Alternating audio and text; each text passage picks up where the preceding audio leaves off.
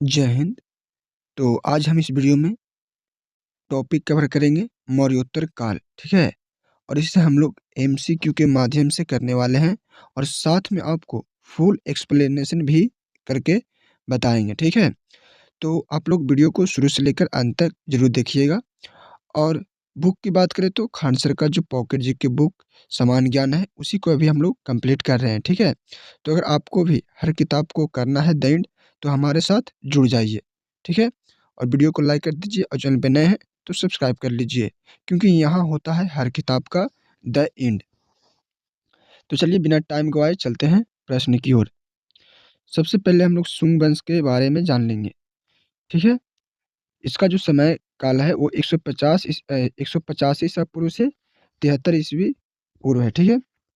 पहला प्रश्न है, बाणभट्ट की हर्षचारित के अनुसार अंतिम मौर्य शासक वृद्धत की हत्या किसने की? ऑप्शन है A Vasudev Kanva, B Pushyamitra Shunga, C Bhagabhadra और डी है देवभूति। सही answer option B Pushyamitra Shunga, ठीक है? हर्षचरित्र के लेखक बाणभट्ट है। इसके अनुसार पुष्यमित्र शुंग ने अंतिम मौर्य शासक वृद्धत की हत्या की, शुंग वंश की स्थापना की, ठीक है? यानी वृद्धत की हत्या करके शुंग वंश की क्या हुआ, स्थापना हुआ। यह घटना 185 ईसा पूर्व की मानी जाती है। प्रश्न 2 है, शुंग वंश का संस्थापक कौन था? Option A Bhagabhadra, B Devabhuti, C Pushyamitra और डी है वासुदेव। तो दो का सही answer option C Pushyamitra. Pushyamitra Shunga Shunga वंश का संस्थापक था। उसने मौर्य सेनापति रहते हुए सत्ता पर कब्जा किया। प्रश्न 3 है, पुष्यमित्र शुंग किस वर्ण से संबंधित था? ऑप्शन ए क्षत्रिय, बी वैश्य, सी शूद्र। तो 3 का सही आंसर ऑप्शन डी है ब्राह्मण, और सही आंसर हो जाएगा इसका डी ब्राह्मण, ठीक है? पुष्यमित्र ब्राह्मण जाति का था। इसने ब्राह्मण धर्म को संरक्षण दिया। प्रश्न 4 है, बौद्ध साहित्य में पुष्यमित्र शुंग को किस रूप में दर्शाया गया है? ऑप्शन ए बौद्ध धर्म का संरक्षक, बी हो जाएगा बौद्ध भिक्षु, सी है बौद्ध धर्म का शत्रु और डी है अशोक का उत्तराधिकारी। तो 4 का सही आंसर ऑप्शन सी बौद्ध धर्म का शत्रु। बौद्ध ग्रंथों के अनुसार पुष्यमित्र ने पाटलिपुत्र के कुक्टूराम विहार को नष्ट करने का प्रयास किया, इसलिए उसे बौद्ध धर्म का विरोधी कहा गया। प्रश्न 5 है, दिव्यावादान के अनुसार पुष्यमित्र शुंग ने कितने स्तूप तोड़वाए? ऑप्शन ए 1000, बी 10,000, सी 84,000 और डी है 1,00,000। तो सही आंसर हो जाएगा इसका ऑप्शन सी, यानी कि 84,000। दिव्यवदान बौद्ध ग्रंथ है। इसके अनुसार पुष्यमित्र ने अशोक द्वारा निर्मित 84,000 स्तूपों को नष्ट करवाया। प्रश्न 6 है, पुष्यमित्र द्वारा 2 अश्वमेध यज्ञों के आयोजन की पुष्टि किस ग्रंथ से होती है? ऑप्शन ए अर्थशास्त्र, बी महाभारत, सी महाभाष्य और डी है रामायण। तो 6 का सही answer option C Mahabhashya. Patanjali के महाभाष्य में पुष्यमित्र द्वारा 2 अश्वमेध यज्ञों का उल्लेख है। पतंजलि को इन यज्ञों को का पुरोहित माना गया है। आप लोग भी कमेंट में आंसर बताते चलिएगा, ठीक है? और लास्ट में फाइनल स्कोर अपना जरूर बताइएगा। और इस वीडियो को देखने का हैबिट आप लोग डेली सुबह में बना लीजिएगा, ठीक है? आप लोग बिस्तर छोड़ने से पहले एक वीडियो डेली देख लीजिएगा। आपको ये वीडियो करीब 5 से 6 के बीच में मिल जाएगा। प्रश्न 7 है, इंडो ग्रीक शासन मिनांडर के आक्रमण का उल्लेख किस ग्रंथ में है? ऑप्शन ए दिव्यावादान, बी गार्गी संहिता, सी अशोकावादान और डी है हर्षचरित। सही आंसर ऑप्शन बी गार्गी संहिता।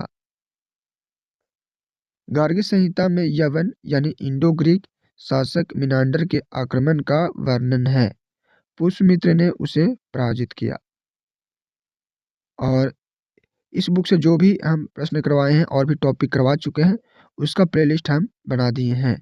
और उसका उस प्लेलिस्ट का लिंक है डिस्क्रिप्शन में, ठीक है? तो आप लोग वो सब वीडियो भी देख लीजिएगा।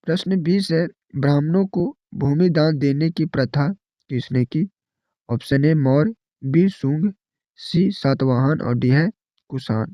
सही आंसर ऑप्शन सी सातवाहन। प्रश्न 21 है, सातवाहनों को पुराणों में किस नाम से जाना जाता है? ऑप्शन ए दक्षिणाधिपति, बी आंध्र भृत, सी यवन और डी है शक।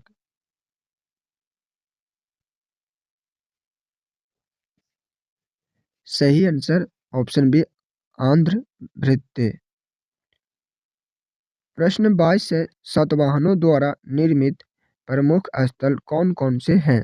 Option A Amaravati, Nagarjunakonda, B है अजंता एलोरा, सी काले का चैत्य और डी है उपरोक्त सभी। 22 का सही आंसर ऑप्शन डी उपरोक्त सभी। सातवाहन शासकों को किस उपाधि से जाना जाता था? ऑप्शन ए उत्तराद पथपति, ऑप्शन बी हो जाएगा चक्रवर्ती, सी दक्षिणाधिपति, डी है महाराज धीराज। सही आंसर ऑप्शन सी दक्षिणाधिपति। सातवाहन वंश का अंतिम प्रसिद्ध शासक कौन था? Option A Hala, B Gautamiputra, C यज्ञ श्री सातकर्णी और डी है सिमुक। सही आंसर ऑप्शन सी यज्ञ श्री सातकर्णी। इसके सिक्कों पर जहाज का चित्र मिलता है, यह समुद्री व्यापार का प्रमाण है। तो यहाँ से हो गया प्रश्न डन, यानी कि यहाँ से जो भी इम्पोर्टेंट प्रश्न था हम एक एक करके आपको एक्सप्लेनेशन के साथ में बता दिए हैं। अब आप इसे 1 से 2 बार देख लीजिए और फिर दोबारा आप इसे